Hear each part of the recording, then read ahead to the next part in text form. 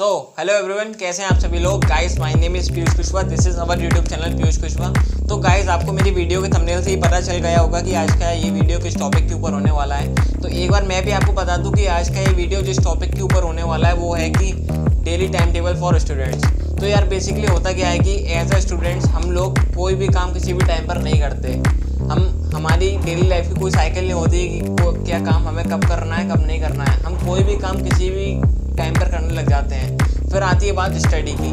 तो कुछ स्टूडेंट्स ऐसे होते हैं जो कि स्टडी की अहमियत समझते हैं, जिनके मन में थोड़ी सी ख्याल आते हैं कि यार हमें थोड़ी सी स्टडी कर लेनी चाहिए। तो वो स्टूडेंट तो अपनी स्टडी करने खुद से बैठ जाते हैं। फिर आते हैं ऐसे स्टूडेंट जिनको स्टडी करने का कोई भी मन नहीं होता।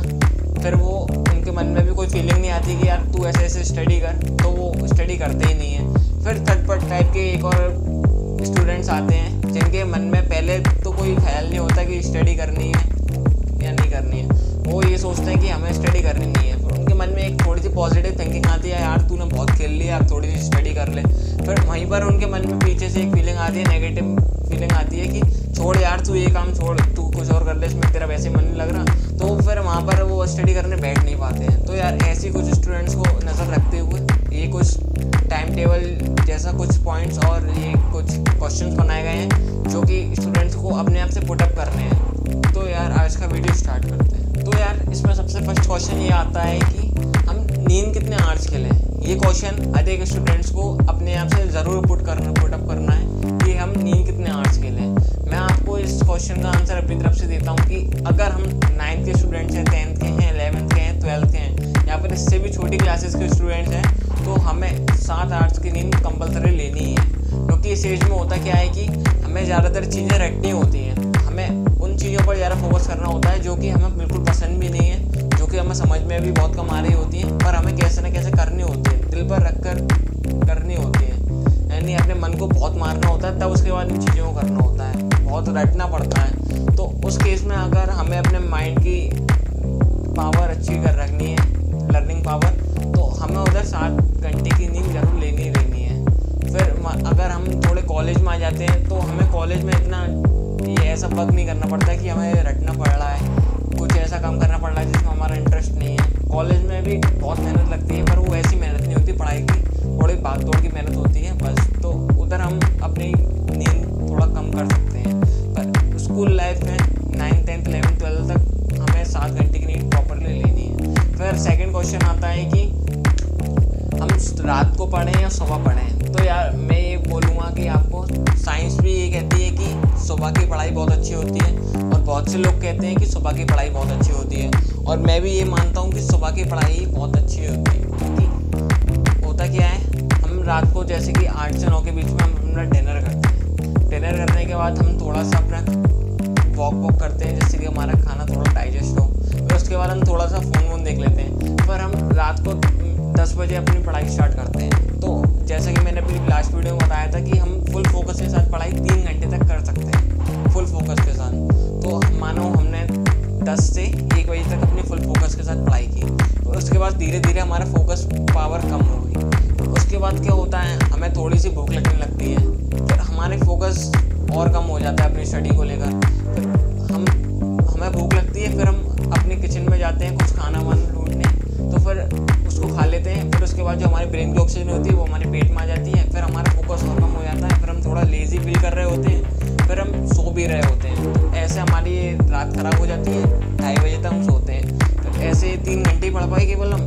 अगर हम सुबह उठने की कोशिश करेंगे तो उधर सुबह भी नहीं उठ पाएंगे, तो ऐसे पूरा दिन ख़राब हो गया। और सेकेंड रीज़न, हमारे साथ दिन में इतने सारे इंसिडेंट्स होते हैं, जैसे कि अभी हम साइंस के स्टूडेंट्स हैं तो हमारे साथ ऐसे ऐसे क्वेश्चंस आते हैं जो कि हम पर सॉल्व नहीं होते। यानी क्वेश्चन में लॉजिक ऐसा लगता है जो कि हमारा एकदम ब्रेन चूस जाता है। और कॉमर्स के भी स्टूडेंट्स ऐसे होते हैं जिनके साथ साथ कुछ न्यूमेरिकल्स ऐसे आते हैं जैसे कि उनकी कैलकुलेशन में मिस्टेक हो रही है, तो वो चीज़ें उनके साथ उनके पूरे दिमाग में पूरे दिन घूमती रहती हैं। और मम्मी ने डांट दिया इस काम के लिए, पापा ने उस काम के लिए डांट दिया, तो ये चीज़ें उनके साथ पूरे दिन दिमाग में घूमती रहती हैं। तो फिर वही अगर वो रात को पढ़ने बैठते हैं, जो उनको शुरू की 3 घंटे की फोकस स्टडी करते हैं, तो इसके चक्कर में वो भी फोकस के साथ नहीं हो पाती है। तो फिर इसीलिए बोला गया है कि सुबह की स्टडी बेटर है रात की स्टडी से, क्योंकि सुबह हमारा माइंड एकदम फ्रेश रहता है, एकदम ब्रेन एकदम फ्रेश रहता है। क्योंकि क्योंकि हमें रात की चीज़ें भी कोई याद नहीं रहती कि कल हमारे साथ क्या हुआ था, और सुबह सुबह तो हमें इतना चीज़ याद नहीं रहती। जब धीरे धीरे थोड़ा सा हमें होश आता है तब हमें चीज़ें याद आने लगती है, अरे हाँ यार कल हमारे साथ ये हुआ था।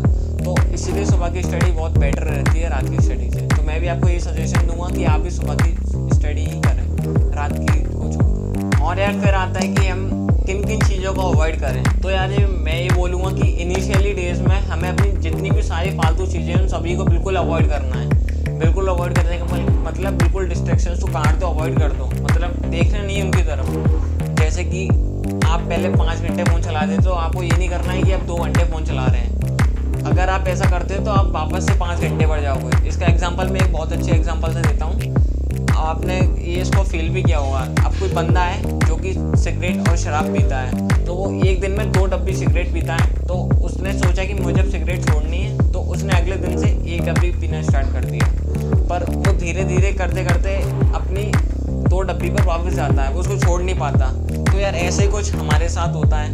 हम भी इनिशियली कुछ ऐसा करते हैं कि हमारा पहले फ़ोन का टाइम 5 घंटे था तो हम 2 घंटे कर देते हैं, पर हम फिर धीरे धीरे 5 घंटे पर जा रहे होते हैं। तो यार इसलिए मैं बोल रहा हूँ अपनी डिस्ट्रैक्शन को सबसे पहले बिल्कुल काट दो, जिससे कि हम उनकी तरफ देख भी ना पाएँ। फिर यार ऐसे करते करते हमें अपना डेली टाइम टेबल हमें खुद बनाना है। और यार एक काम ये ज़रूर करना है कि हमें एक नोटबुक लेनी है, और हम एक दिन में 24 घंटे होते हैं। तो जैसे ही हमारा 1 घंटा निकलता है, हमें उसके बाद 1 घंटे में हमने जो भी कुछ किया उसे अपनी डायरी में नोट करना है। एक लाइन में नोट करना है कि हमने 1 घंटे में ये किया ये किया। ऐसे ही पूरे दिन का लिखना है। फिर रात को सोने से पहले एक बार उस डायरी को चेक करना है। फिर उस डायरी में देखना है कि ऐसा क्या काम फालतू था जो कि हमारे लिए नहीं था, जो कि मैं उसको ना करता तो वो तब भी हो सकता था। तो उस चीज़ को अगले दिन से बिल्कुल अवॉइड करो। फिर ऐसे ही जो आपके काम की चीज़ें हैं फिर उनको अपने डेली टाइम टेबल में रखो। फिर इससे आपको मेंटेन भी होता रहेगा टाइम टेबल, और फिर आप अपने मनपसंद का बहुत अच्छा सा टाइम टेबल बना लोगे जिसको आपको फॉलो करने में भी इंटरेस्ट आएगा। ऐसा करना है आपको डेली। तो यार फिर वो आते हैं वो स्टूडेंट्स जो बोलते हैं कि हम तो पढ़ने के लिए बैठ ही नहीं पाते हैं। तो यार ये बात उनके लिए कि अगर आपका पढ़ने बिल्कुल भी मन नहीं लग रहा है, आपका 1% मन भी नहीं कर रहा है पढ़ने का कि मेरे को पढ़ना है, तो मैं आपको ये बोलूँगा कि आप बैठ जाओ, चैलेंज लो, इतनी देर तक बैठूँगा, उठूँगा नहीं, चाहे कुछ भी हो जाए। आप एक सिटिंग कम से कम 3 से 4 घंटे की मारो, और अपने सामने कुछ भी रख लो जो कि आपको पढ़ना है आपकी स्टडी से रिलेटेड, और फिर आप 3 से 4 घंटे बैठे रहो, उसकी तरफ देखते रहो, और उसको जानबूझकर मतलब ज़बरदस्ती दिल पर पत्थर रखकर रीड करते रहो। क्योंकि अगर हम 3 से 4 घंटे अगर ऐसे फालतू बैठते हैं तो हमें टाइम पास करने के लिए कुछ ना कुछ तो चीज़ चाहिए होती है, पर हमारा अंदर से एक माइंड की फीलिंग आती है कि यार इसको थोड़ा सा पढ़ लेते हैं। तो वहाँ पर हम धीरे धीरे पढ़ना स्टार्ट करते हैं। फिर धीरे धीरे हमारे मन की ये फीलिंग्स होती है कि यार अब हमें नहीं पढ़ना चाहिए, वो दूर हो जाती है। फिर हम पढ़ना स्टार्ट कर देते हैं। फिर एक दिन ऐसा आता है कि हम अपने आप से नहीं पूछेंगे कि यार तू पढ़ रहा है, तेरा पढ़ने का मन है, ज़बरदस्ती तो नहीं पढ़ रहा है, ऐसा कुछ नहीं पूछेंगे, और हम अपने आप पढ़ने बैठ जाएंगे। और यार ये दिन फिर उस दिन के बाद आने के बाद बहुत ज़्यादा दूर नहीं रहता है। तो यार ऐसा करें, कोई गोल सेट करें कि हमें इतने घंटे बैठकर पढ़ना है, भले पढ़ना नहीं है, उसके सामने बैठना है, उसको बस रीड करते जाना है। तो हम धीरे धीरे अपनी स्टडी कर रहे होंगे। तो यार फिर आता है कि यार मैंने आपको टाइम टेबल क्यों नहीं दिया। तो यार मैं आपको टाइम टेबल देता तो किस बेस पर देता। अब कुछ बच्चे साइंस स्ट्रीम के होंगे, कुछ कॉमर्स के, कुछ आर्ट के, और कुछ किसी क्लास के, कुछ किस क्लास के, कुछ किस क्लास के। तो मैं आपको टाइम टेबल कैसे देता, मैं आपको कैसे टाइम टेबल दे पाता। और कुछ कहेंगे कि हमारे पास ये काम है, कुछ कहेंगे कि हमारे पास काम है।